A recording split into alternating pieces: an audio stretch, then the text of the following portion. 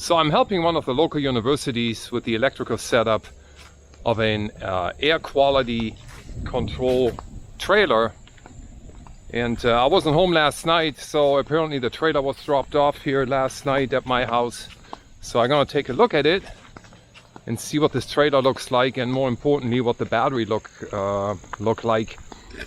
We chose to go with server rack batteries, and they were already installed at the local university, so we're gonna see what they did and see what else needs to be done to get this thing up and running. So let's have a look here. Yeah, here it is. Here, check this out. So this trailer is supposedly used for the air quality monitoring of, I think it has to do with algae growth in freshwater lakes, and it's being deployed at local state parks and local lakes. So this is a unit that needs electricity, so it needs 120 volts, and it needs to run for 24 hours. I think it's gonna stand up straight. This is just the way it travels. Let's just see what we did here. 3, 4, 5. Yeah, it looks like we have 5 server rack batteries. We got these really cheap at battery hookup. They are brand new units, lithium iron phosphate. They have a little over 5 kilowatt hours each. And due to the weight distribution, looks like we have to mount them like this to get some of the weight distributed from left to right. Of course, ideally you would set them up in a vertical position, use equal length conductors to bus bars, and then use the bus bars to go into the inverter. Looks like we're gonna mount a Victron inverter. Here it is, to the wall. There's also a solar charge controller in here. And it looks like some of these batteries, oh no, they're still all turned off, so that's good. So we have some hopefully cables and other goodies in here. So I'm gonna do an inventory and see what we have. We're using double aught cable, and we have to connect all the positives and all the negatives. It's not ideal to hook them up this way. We may end up feeding the inverter maybe from this positive and maybe this negative, you know, something in between, you know, or maybe even this positive and this negative if we can. We need to see how this works. So it'll be fun. One of the professors is inbound, so he's gonna be here, and we're gonna see what we can do a shopping list and see if we can get this thing hooked up, fired up, and deployed for the research they do. So this is where we currently are. Yesterday I installed these batteries, and these are double aught cables, and every one of these cables needed to be recut to the exact length they needed to be. Originally I had them 12 inches long and thought, you know, we can bend them, but these really don't bend, these double aught cables. So I had to modify the ring terminals a little bit because they were a little too wide. They wouldn't fit onto these terminals here. So every one of these connectors to put these server rack batteries in parallel is a custom length.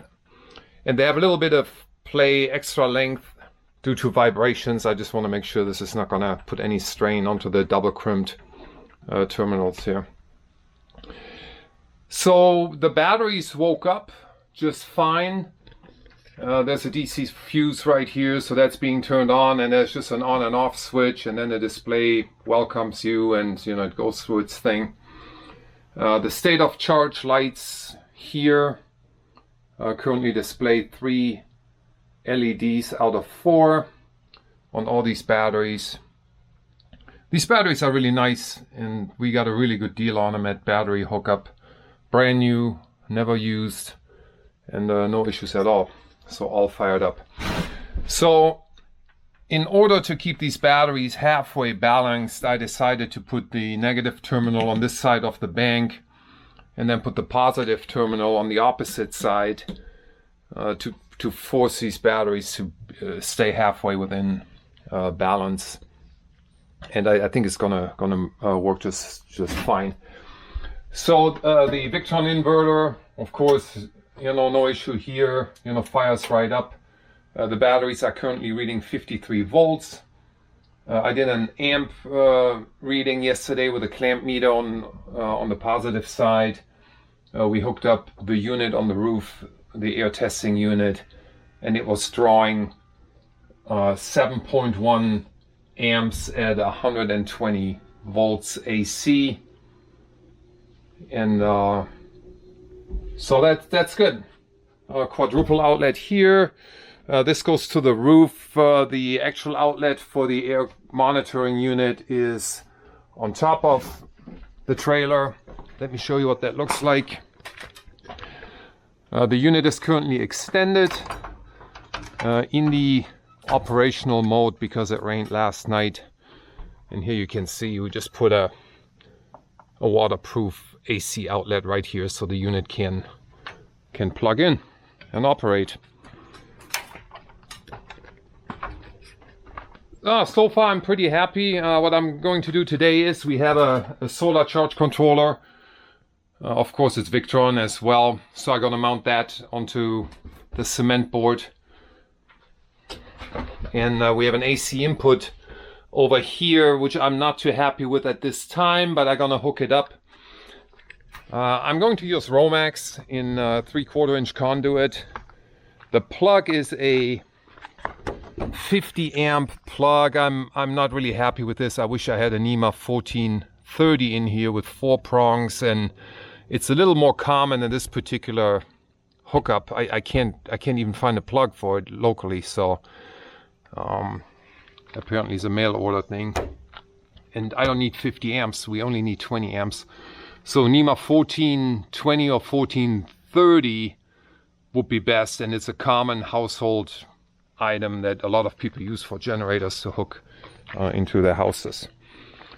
So let me get this charge controller installed and run the cables to the batteries. I'm going to use the battery terminals right on the Victron inverter. It looks a little bit cleaner that way. Let me see how I can route it. And I think I'm just going to mount it to the right of this unit. Okay, so trailer is back together. The light is not the best in here. All the batteries are connected. The inverter is connected to the outside shore power inlet, which we chose a NEMA 1430, which is a regular, like a generator hookup you would use for your house. And the reason is you want to have universal connectivity. If this trailer ends up somewhere and needs to be charged, anybody who has a generator set up for their house and the cable can charge this trailer here. So on the other end, it's just plugged into a regular outlet here in my barn.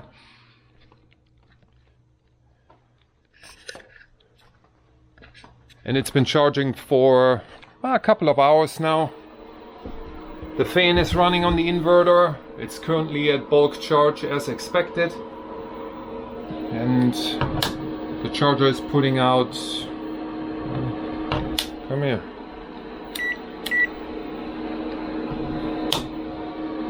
uh, 33 amps right now. It's only so accurate, I think. These clamp meters are probably not the most accurate. Yeah, 33.5 amps at probably 53 volts right now. So all these batteries are indicating, you know, 3 solid lights, and the 4th one is actually now blinking, which is new, because earlier I had 3 solid ones, and then as I started the charge, only the 3rd LED was blinking. So the state of charge is increasing. Of course, you know, you can go into the BMS here and you can see percentages and all that good stuff. But yeah, I'm pretty happy. The fans are connected. We have 2 exhaust fans in this trailer. You can reverse these. Currently I have both of them set to exhaust, which is good. You know, heat rises. And there are other vents in this trailer. There's one on the lower side in the corner here. So I think exhaust is the right setting for it, but you can also switch it. I use these Wagos here and a 12 volt power supply.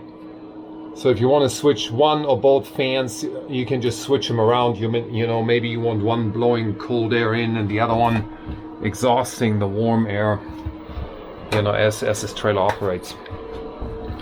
So I consider this done. The charge controllers do not support 48 volts. So we got to buy another charge controller here and put it on there just for solar. The unit is currently in the upright position. So this is how the trailer would operate and do the air measurements. And according to this manufacturer here, who is apparently selling these units all over the world, there are a bunch in South America and in Europe. This is the first setup that doesn't use a generator.